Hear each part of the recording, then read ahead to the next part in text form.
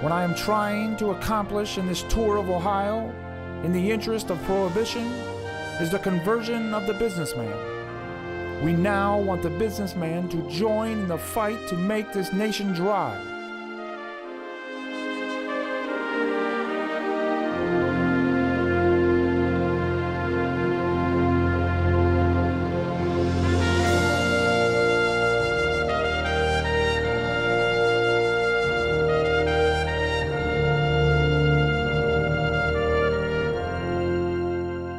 The population must be controlled. That is a necessity recognized by all students. If a mother is not physically fit to bear a child, and the father is economically unable to support it, why should such a couple be permitted to have 8 or 10 children?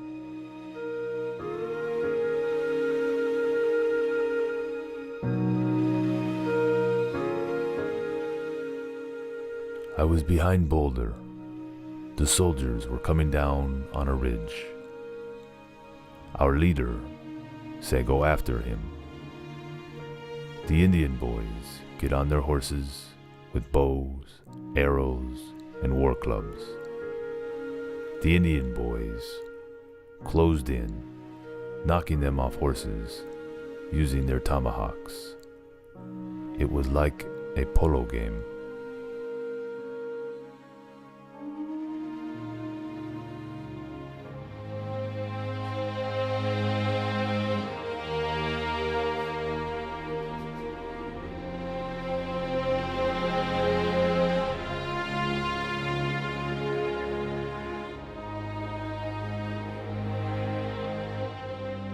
It is not a day for politics. I have saved this one opportunity, my only event of today, to speak briefly to you about the mindless menace of violence in America, which again stains our land and every one of our lives.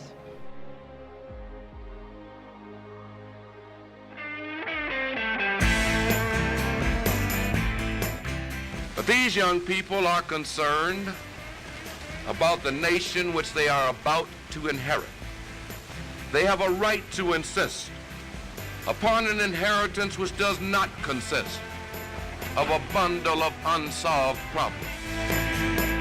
Rioters, regardless of age or social philosophy, will not be permitted to take over any state university campus by force or violence in Ohio.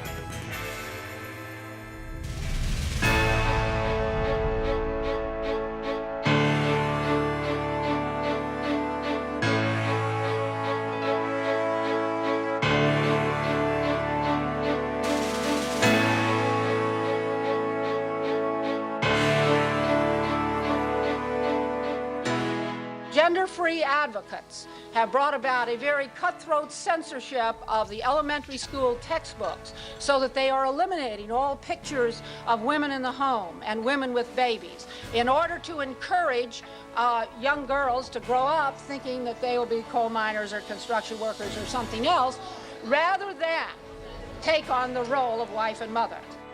We women in these 20 years, we who had no power, who weren't even considered political, we ordinary and not so extraordinary, American women, did find the power, personally and politically, to change our lives. The time has come for the black race to take its place in the arena. The time is now for black people to stand on their own. The door to freedom and viability is open. If we were in a free America, in a free country, all should be free, and no skin color, a national origin, a religious belief, and nothing should prevent one person from having the opportunity of another.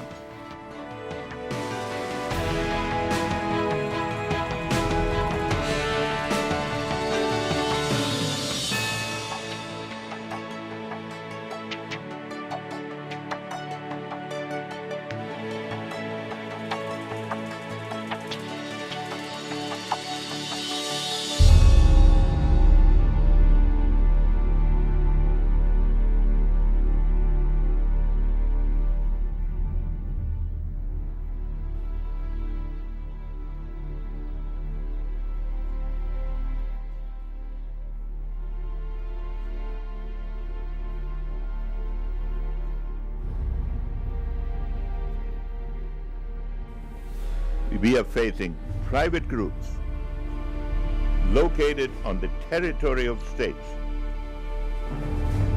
made possible by states, but not necessarily identical with these states.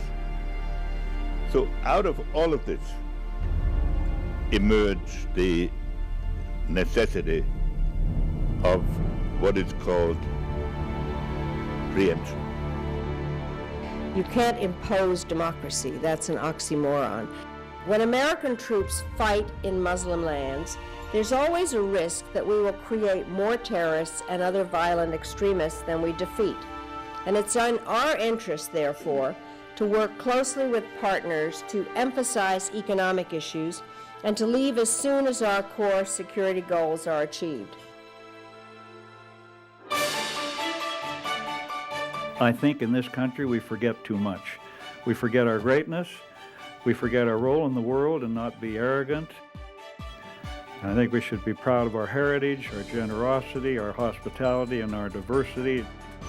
I think we should be slow to judge others, swift to defend the weak, and steady in resolve to combat evil, and ready at all times to speak well of the pretty damn fine experiment called America.